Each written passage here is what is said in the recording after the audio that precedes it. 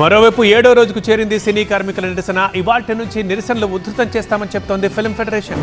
ఇవాళ భారీ ర్యాలీకి సిద్ధమయ్యాయి కార్మిక సంఘాలు. ఫెడరేషన్ ఆఫీస్ నుంచి అన్నపూర్ణ స్టూడియోస్ 7 acres వరకు ఈ ర్యాలీ తీయబోతున్నారు. నిర్మాత విశ్వప్రసాద్ నోటీసులపై కార్మిక నేతలు ఆగ్రహం వ్యక్తం చేస్తున్నారు.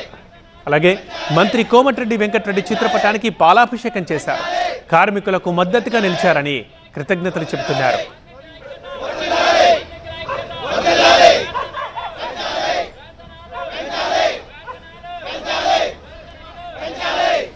రేపు ఫెడరేషన్తో పాటు నిర్మాతల్ని మంత్రి కోమటిరెడ్డి పిలిచి మాట్లాడుతా అన్నారని కార్మికులు చెబుతున్నారు. వారు ఏమంటున్నారో మరిన్ని డీటెయిల్స్ మా కరెస్పాండెంట్ శ్రీధర్ అందిస్తారు. శ్రీధర్, 30% వేతనాలు పెంచాలని సినీ కార్మికుల నిరసన 7వ రోజుకు చేరుకుంది. మంత్రి కోమటిరెడ్డి వెంకటరెడ్డి సినీ కార్మికుల పక్షాన మాట్లాడారని ఇక్కడ కార్మికులు కృష్ణానగర్లో మంత్రికి పాలాభిషేకం చేసిన పరిస్థితి నెలకొంది. ఒకసారి ఇక్కడ ఉన్నటువంటి కార్మిక నాయకులతో మాట్లాడడం. సార్, మంత్రి కోమటిరెడ్డి వెంకటరెడ్డి ఎందుకు పాలాభిషేకం?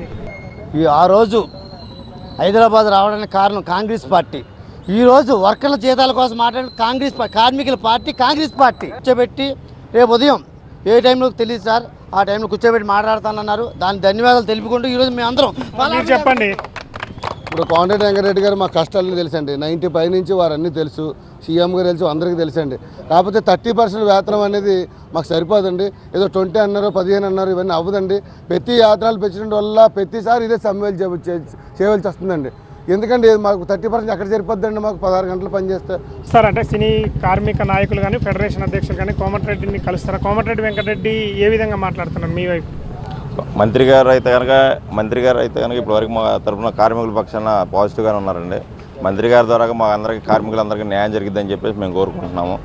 గతంలో హైదరాబాదు తెలుగు రాష్ట్రాలకు సినిమా ఇండస్ట్రీ రావడానికి ఆ రోజుల్లో కాంగ్రెస్ గవర్నమెంట్ కోట్ల విజయభాస్కర్ రెడ్డి గారు కానీ ఇంకొంతమంది నీలం సంజయ్ రెడ్డి గారు కానీ మొత్తం అందరూ కాంగ్రెస్ గవర్నమెంట్ ఆధ్వర్యంలోనే సినిమా ఇండస్ట్రీ ఇక్కడికి వచ్చింది.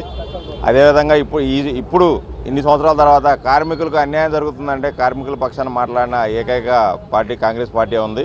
ఇప్పుడు అలాగే మాకు యనమల రేవంత్ రెడ్డి గారు కానీ రేవంత్ రెడ్డి గారు జూబ్లీ కాన్స్టిట్యూషన్లో ఉన్నారు. కోమటిరెడ్డి వెంకటరెడ్డి గారు కూడా మాకు న్యాయం చేస్తామని చెప్పారు.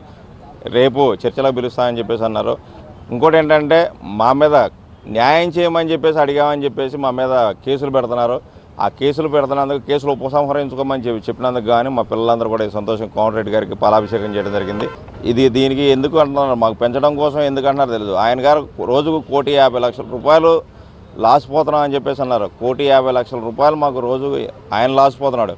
కానీ మేము ఎంత అడుగుతున్నామంటే మొత్తం అందరికీ కనుక మేము అడిగిన రేషియో కనుక కలిపిస్తే సుమారుగా ఒక 5 లక్షలు 6 లక్షల రూపాయలు మాత్రం పెరుగుతుంది ఒక రోజుకి, అంతకుమించి ఎక్కువ అవ్వదు. మేము అది అడిగినందుకే మా మీద లీగల్ నోటీసులు ఇస్తున్నారు.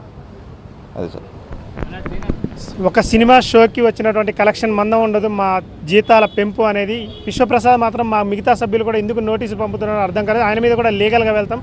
చాలామంది నిర్మాతలు, అంటే కొంతమంది నిర్మాతలు మాకు వ్యతిరేకంగా ఉన్నా కానీ మంత్రి కోమటిరెడ్డి వెంకటరెడ్డి మాత్రం సినీ కార్మికుల వెంట ఉన్నందుకు మాత్రం అతనికి పాలాభిషేకం చేశామని ఇక్కడ కార్మిక నాయకులతో పాటు యూనియన్ సభ్యులు కూడా అంటున్నారు. కెమెరా పర్సన్ లక్ష్మణ్తో శ్రీధర్, TV9 హైదరాబాద్.